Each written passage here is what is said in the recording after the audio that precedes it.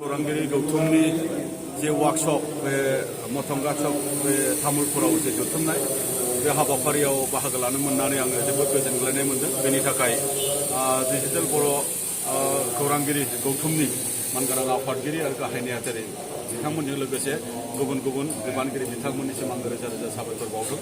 आङो बेखौनो बुंगोन जे दिनै जे जोंनि लाइमोन माने सेंग्रा सिख्लाफोरा जोंनि हारिनि जे मोनसे गोनांथि जे मेडिया बेखौ आबुंथारै नङाब्लाबो बबेबा मोनसे लेभेलसिम माने सुंथानो थाखाय जे बिथांमोना गावसोरखौ बावसोमदों।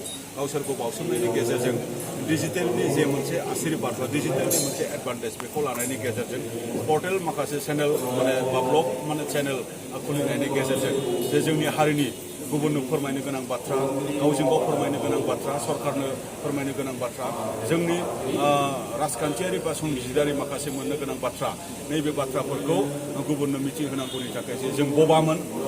बे समाव जोंहा गावहानो मोनसे राव, गावहानो मोनसे मिडिया बा गावहानो मोनसे चेनेल दिनै जोङो जोंनि लाइमोनफोरनि नाजानायनि थाखाय दिनै दङ। बेनि थाखाय बेनि गेजेरजों जोङो दिनै फोरमायनो नाजादों। बेनि थाखायनो आङो बिथांमोननिसिम आङो रोजा रोजा साबायखर बावदों। जोङो गोबां समनिफ्रायनो जोङो बुंबोबाय थादों जे दुलाराय बर' फरायसा आफादा जोंनि हारिखौ जौगाहोनांगौनि थाखाय जोंनो माने टिभि चेनेल नांगौ बा निउस चेनेल नांगौ।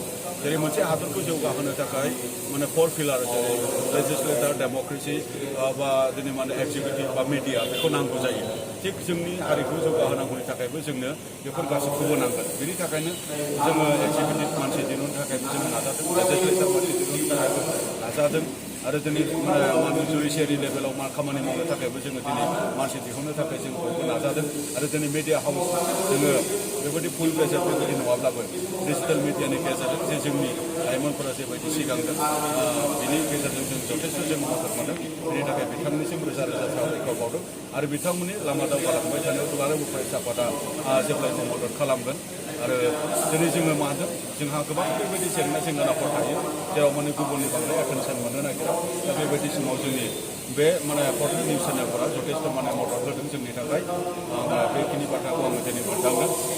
दा बेवहायनो लाइमोनफोरखौ मोनसे खावलायनो लुबैदों, बियो मोनसे दिनै माने केरियारबो जानो हायो।